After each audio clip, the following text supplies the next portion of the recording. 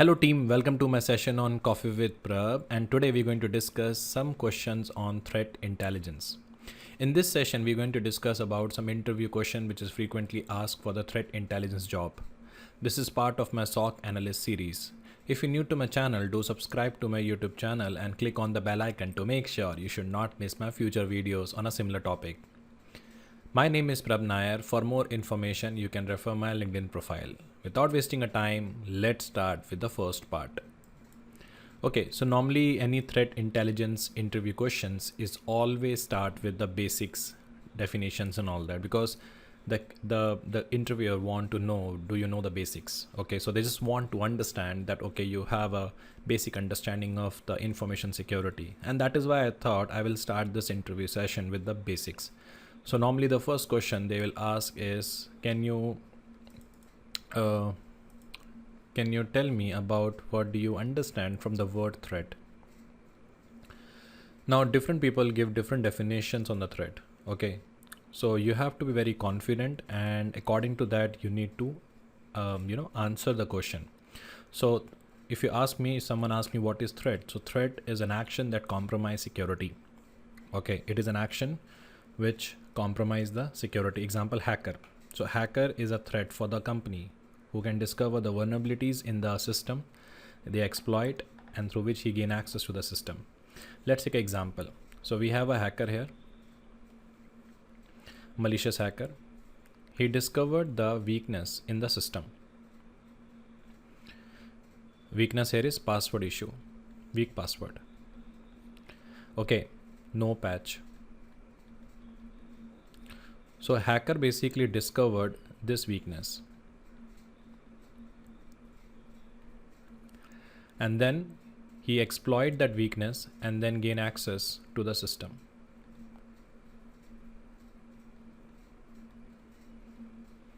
And then when he gain access to the system, it is like a disclosure of a data,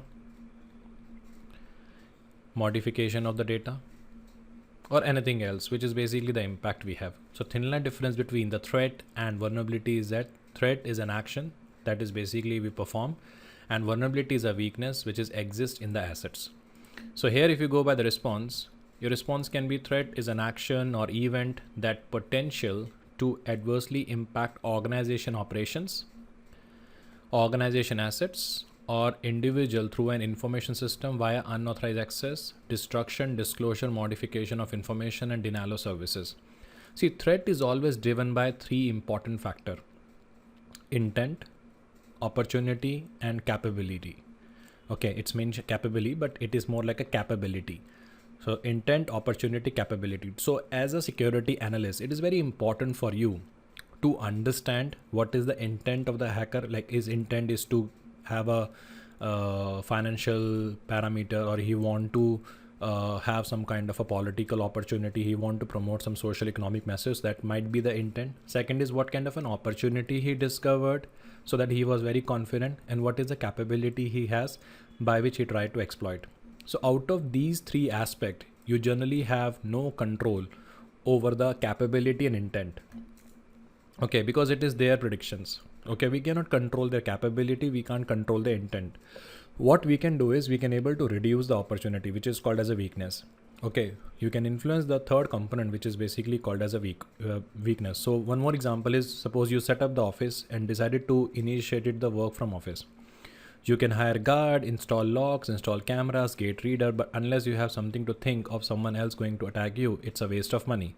Might be thief or attacker find other technique to exploit, so it's a waste of money. So it is very important for you to first understand the intent and capability. Okay, sorry, first you need to understand what is an opportunity available, and according to that you can able to prioritize. Okay, let's move to the next interview question. Okay, so what is threat intelligence? Before going to understand, or before going to I will give you the response of threat intelligence, let me give you a brief idea about what is threat intelligence. See, normally what happens if you're talking about the traditional security. Okay, let's take an example. We have 4 friends. Okay, we have 4 friends. Friend 1, friend 2, friend 3, and friend 4. His name is Ram. Shyam, Mahesh and Suresh, and this is me. Now here what happened, father of Ram called him and take him in a marriage, where without his information they confirm his marriage. He went for someone else's marriage as an event, but his marriage got fixed in that particular marriage. Same thing happened with the friends too. His dad, Shyam dad, called him for a marriage invitation. He went to that marriage, and later on it was got to know that his dad fixed his marriage in that marriage. Third thing happened with the same. He called, take him into marriage and fix. Same thing happened with him. So here I got this idea, which is called as a modus operandi. Okay, that dad is calling for the marriage, someone else's marriage, and there they're getting their marriage itself is fixed. So this is something I predict as a threat. This is something is a data I gather, and then I basically correlate this information, and then I apply my brain. If next time my uncle or my dad called me for any marriage, I will definitely not going to attend that marriage, because I know my marriage will get fixed there. So it's an incident for me, right? So same like we have houses in our society. House 1, house 2, house 3, house 4 and house 5. So 1, 2, 3, 4. We install the lock in every house. We install the camera in every house. So it is like a control, right? We can able to track and we can able to prevent. It's a traditional security control. Now what happened? There is a thief. Okay, he knocked the door and asked for the help. The guy came out from the house, unlocked the house and greet him what he need. He covered up his mask and he basically shown his gun, and based on the gun he basically loot the entire house. Okay, they looted the entire house. Same thing happened with this, same thing happened with this. Now after that, the cop has understood this pattern, and they have notified the fourth house that if someone is coming and telling, okay, they are coming from NGO, please help me, do not open the gate. Okay, if you find something suspicious, just notify us first. So here what happened, instead of we react on something, we predict here. If someone asks me this kind of a pattern, because we already have a lock, we have a camera, but they cannot predict such kind of a patterns. You getting my point? So here what happened, we have informed this mode of attack to everyone. Like, you know, some houses got looted by this kind of a things and all that. So we informed everyone about this. So they understood this particular threat pattern. And then they basically got a lesson from this. Now any thief knock their door, they immediately call the cop, and cop will basically stop him before they rob the house. Because normally what happen about traditional security solution like firewall, SIM, they work on the patterns. They create a rules. Source is any, destination is a web server, source port is any, destination port is 80. Now what happen, if any attacker even sending a traffic on port number 80 might be sending an exploit, so firewall cannot able to block that. Okay, we sending a series of packets which is look like a normal traffic, but it is a DOS attack. Okay, multiple login attempts on the legitimate server from a legitimate user. But now we have captured this as a threat pattern. Okay, in advanced way, so that I can able to block them in an advanced level. So that is what is called as a threat intelligence. So before it occur, we can able to stop that. Understood, team? So what is threat intelligence? So threat intelligence is all about analysis of information related to the adversary who have the intent, opportunity and capability to harm you. And threat intelligence is the data that is collected, processed and analyzed to understand a threat actor motives, target and attack behavior. Apart from that, threat intelligence enables us to make a faster, more informed data-backed security decisions and change the behavior from a reactive to proactive in the fight against a threat actor. That is why it is called as an active defense. So now what happened, if any kind of a attack, if any kind of an attempt has been done, like numerous login attempt, number of packets, we already have a profile for similar kind of a pattern. If we found the similar kind of a pattern, we can able to block that. Let's take one scenario here. Okay, so example like we have one antivirus company. Example, this is my antivirus company. Okay, one of the researcher has basically discovered the virus. Okay, and then they have submit that particular virus detail to the antivirus company. Antivirus company basically test that virus in their lab. Okay, so this is the virus we have, which is basically test in their lab, where they're trying to understand the content of the virus. Okay, we're trying to understand the context of the virus, how it works. And we also try to understand who published that. Okay, now then they basically notify everyone about this issue, but might be there is a possibility it will take him around 10 days. Okay, till 10 days there is no solution, people not aware about this. So there is a possibility hacker using a same virus to attack multiple things. So now what happened, they have created a threat profile for this, we call it as a feed, that this kind of a content we have, this is the context we have and published by this IP. If we get similar kind of a pattern, block it.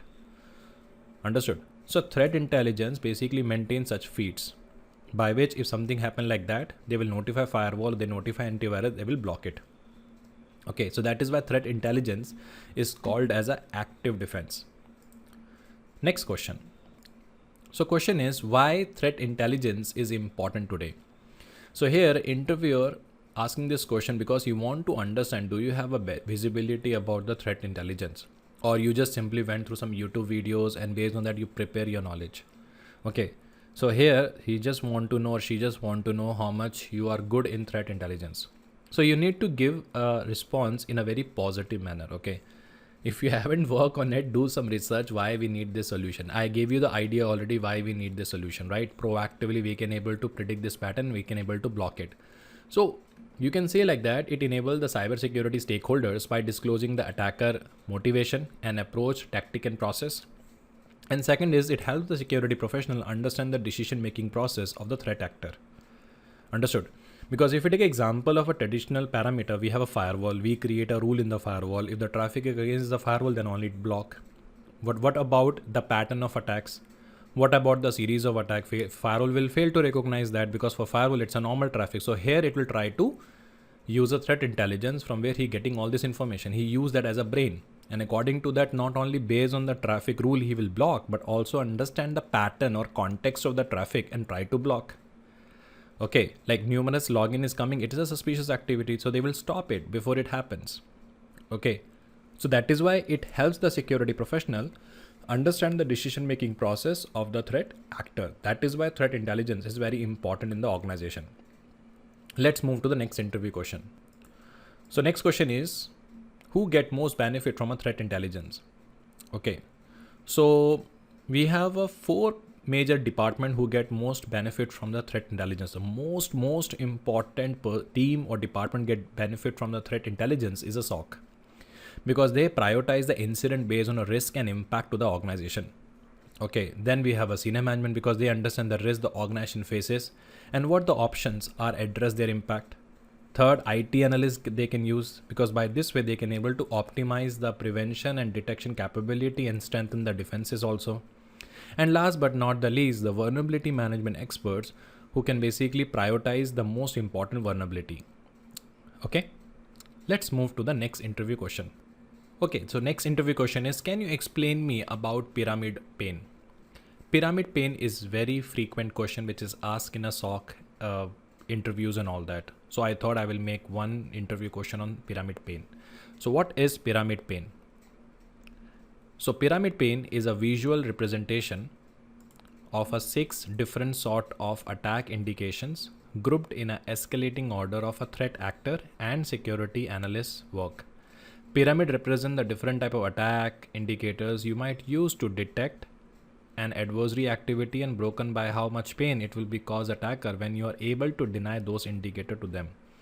So what happened here is, each level, when we're talking about level 1, level 2, level 3, level 4, level 5, level 6, okay, each level of pyramid illustrate the different type of IOCs. IOCs basically stand for indicator of compromise. and you might employ it to detect an attacker activities. So these IOCs are characterized by the amount of pain or difficulty they will cause the adversary when you deny those IOC to them. Okay, so the pyramid of pain provide the security team comprehensive insight into the area they can investigate the IOCs and leverage the knowledge gained to develop the robust defensive capability. So example, like we have a solution here. Okay, in the solution we basically block all the hash of virus, which is called signatures, and we also block the IPs, which is basically very suspicious. So attacker, it is easy for attacker to modify the hash of his existing virus.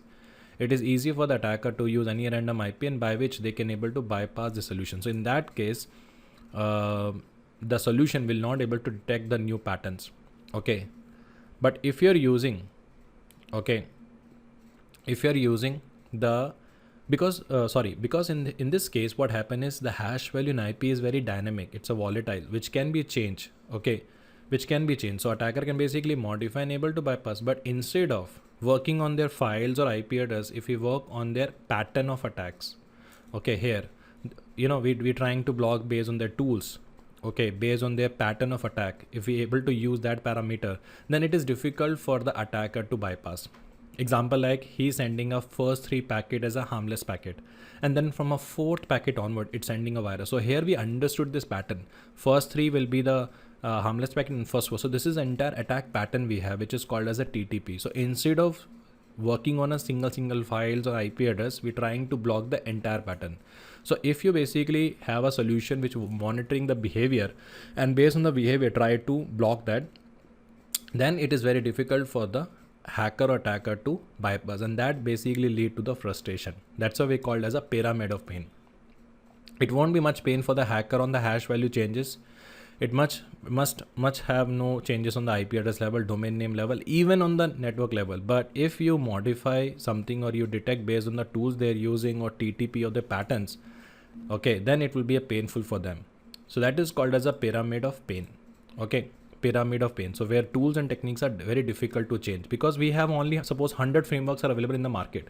Maximum he will use that frameworks only to perform the attack, and we basically created a signatures. We maintain the database of those framework patterns. So anything he will use as a framework to perform an attack, we can able to block it. Okay, so that is why threat intelligence primarily focus on the tools and TTP of their patterns. Okay, let's move to the next interview question. So it is always a question that, okay, how to integrate the threat intelligence. Okay, because if we take an example, we have a firewall. In firewall we create a rule, source is any, destination is a web server, source port is any, destination port is 80. Okay, so firewall will basically work on this rule. So now what happen if any traffic, so there is an attacker and this is the web server. So if attacker trying to establish the connection on the web server IP, and it is also established on the port number 80, for a firewall it is basically the common traffic, but here what happen, he's sending a multiple traffics. Okay, and by this way attacker can able to perform the DOS attacks. Okay, maximum what firewall can do, we can able to block the IPs, but can we able to understand these patterns? That is why he does not have a brain, he does not have a knowledge. That is why he take these feeds from some external source, and this external source is a threat intelligence, where he can tell firewall, okay, I will giving you further solution how to combat such kind of a patterns, instead of just working on the standard rules. Okay, it is same like you read everything from the book, and based on that you went for the exam, but there will be some topic which is out of the book. So you need some kind of a intelligence here to understand this question pattern, and according to that answer that. So that is how the threat intelligence as a platform integrate with the things. So we have a threat research, okay, where we basically collecting the information from multiple websites who maintaining the threat patterns. We also have open source solutions, and that is something integrated with a threat platform, CrowdStrike and all that. Okay, nowadays we also have open source. Then threat platform is integrated with the SIEM and firewall, and according to that they will try to block the things. So open source and threat feeds are basically collect information. Threat intelligence is basically manage those feeds, and it is integrated with the solutions by which we can able to proactively protect the organization from all kind of an attacks. Okay, let's move to the next question. So what is IOC? Frequent question asked in a SOC analyst or threat intelligence interview. So your response will be IOC act as a flag. Okay, IOC is act as a flags. Flag mean notification, okay? Notify flags that cybersecurity professional use to detect unusual activity that is a evidence or can lead to the future attacks. So security researchers use IOC to better analyze the particular malware techniques and behavior. So here are some indicators of compromised information security professional system administrator watch out for. Example like unusual traffic going in and out of the network, that is a IOC. Unknown files application processes in the system, that is a IOC. Suspicious activity in the administrator or privilege account we have. Okay, irrespective activity such as traffic in a countries and organization does not do business with it. Okay, unsuccessful login attempt. So these are the indicators of compromise we have. So we have maintained these profiles. Similar pattern happen, we'll block it. We notify the firewall based on this pattern, we'll block it. So this is basically called as an indicator of compromise. Okay. So indicator of compromise is act as a flag. Okay, which cybersecurity professional use to detect the unusual activities and all that. Okay. Next question. So what is IOA? Indicator of attack. See, just like an antivirus, IOC based detection approach cannot detect the increasing threats from the malware free intrusion and zero-day exploit. So as a result, the next generation security solution like moving to the IOA based approach, like we have a CrowdStrike in that case. So that's why the IOA is also asked in the interviews. So indicator of attack, what is that? So it is focused on detecting the intent of what an attacker is trying to accomplish, regardless of the malware or exploit used in attack. See, sending a malware, sending an exploit is an indicator of compromise. But now in an advanced stage itself, we're trying to predict the pattern because now we have a signature of indicator of compromise, right? So we can use that in a further advanced level and we can block it. So indicator of compromise serve for detection of security event. You can see the thin line difference between the IOA and IOC is that IOC serve for detection of security events and compromises, whereas the indicator of attack serve for detection of intent of the attacker. So here the thin line difference is IOA work on the intent of attacker and IOC work on the detection of security events. Okay, so indicator of attack is provide an example of how the criminal would plan and undertake to rob a bank in the physical world. Okay, so so example like you have seen a lot of movies where they're collecting all the data. Okay, which is called a threat data, and then they apply the intel so they can able to prevent that incident to be happen. Understood? Like, you know, some terrorist people or some people are basically going to this place. Okay, so we know if they're going this place, they might try to attack there. So this is called as an indicator of attack. Would plan. Not happen, would plan. But yes, for the indicator of attack, which is like a preventative parameter, we need an indicator of compromise database. Okay, so in order to successfully contain and seize the attack, it is essential to know what the attacker is trying to accomplish. That is why the indicator of attack are important. So indicator of compromise helps the IT professionals and security professionals to detect an intrusion. But in order to stop that intrusion, your security need to know what the attacker is planning. So knowing the next step and intention of the attacker give the security team the upper hand. And that is why data gathered by indicator of compromise should be backed by the indicator of attack. Okay, so that is why IOA come into the picture. Let's move to the next interview question. Very frequent question, and I have seen a lot of time people get confused with this question. What is the difference between data versus information versus intelligence? See, data is made up of distinct facts. Okay, so your response will be data is made up of distinct facts and statistics that are acquired as a foundation of subsequent research. Okay, example, your IP address, URL, hashes. Okay, but data does not tell us much without analysis. It is like a block data. Okay, IP address is a data, URL is the data, hashes is the data of the virus. Then second thing is called as a information. Group of data form the information. So information is a collection of data piece which is used to answer the certain query. Like example, how many time has my organization been mentioned on social media this month? So number of activity or data we have used that, and based on that we able to answer is how many time organization has been mentioned on social media this time. Okay, so, or how many time this IP address basically attack. So information is a collection of a data piece. So data form into information, and that information is basically used for intelligence. So intelligence examine the data information, discover the pattern and stories they may use to make the decisions. Because intelligence is a product of cycle of identifying the questions and goals and collecting a relevant data, processing, analyzing the data, and producing the actionable parameter. Example, like normally in the defense and all that, they have collected data that this person used to go there. Okay, they form the information, this person go there because he has some work there. So here we use the intelligence, and we understood might be we have seen in last 6 months he regularly going to that place, but he might be doing an attack there.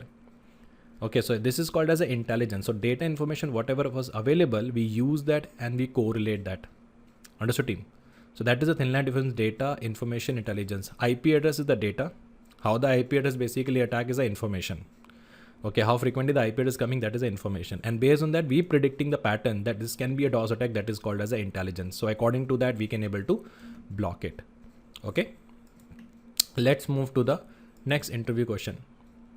So what is threat intelligence feed? Same like when I'm upgrading my knowledge.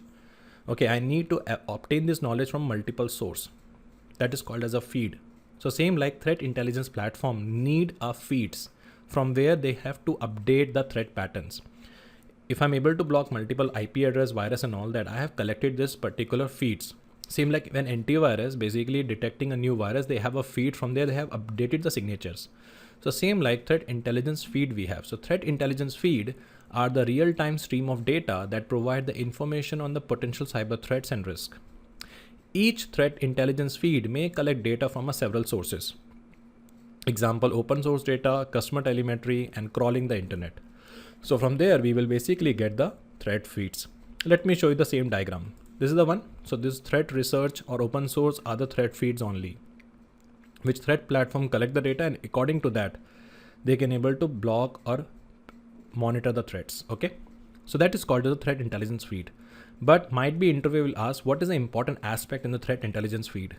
So the most important part in the threat intelligence feed is the integrity of the feed. Make sure you're collecting a feed from the right website or right server. Next question, what are the different type of threat intelligence we have? Okay, so we basically do the threat intelligence based on 3 types: strategic, operational, or tactical. Strategic basically focus on the ownership, senior management. They identify who and why they did. So we doing a strategic threat intelligence because it producing the strong strategic parameters. Because when we collecting a feed, we need to organize this feed, that this feed is a part of which category. So by this way, we can able to prioritize and manage the things. Okay, so strategic is basically producing start with asking about specific questions like, strong understanding of a socio-political business concept, how this basically threat create a geographical tension. This threat is basically creating a business troubles, how this threat basically used for the competitive advantage. Okay, so you can ask here which area of business may be impacted by this threat. Okay, so good strategic intelligence should provide insight into the risk associated with the certain other actions also. Okay, example like geopolitical issues, okay, monetary issues, okay, new initiative of the products. So that kind of information we get in a strategic threat intelligence. Second is basically called as a operational threat intelligence, which is focused on the understanding of adversarial capability. Okay, which is used to conduct more targeted, and the interested party who work on the operational are threat hunters, SOC analyst, and vulnerability management.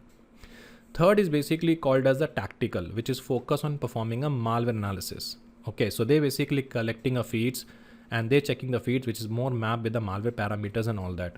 Okay, and they basically ingesting atomic, static, and behavioral threat indicators into the defensive cybersecurity system. And major stakeholders for the tactical threat intelligence are SOC analysts, SIM, and endpoint.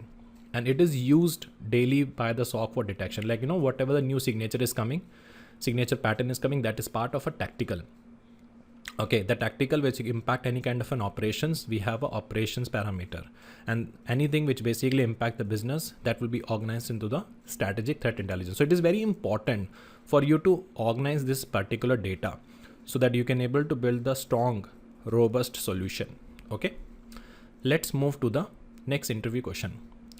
While reviewing threat feeds, what are the factors we need to verify? Here, the interviewer might test your knowledge, might test your experience. Okay, just collecting a data, just collecting a threat feeds does not make the solution robust. So whenever you're collecting a threat feeds, 3 areas you need to focus on. One is called data source. What is the data source we have from which you're collecting a data? Transparency of their information, how they basically collect and process, and how long data is relevant.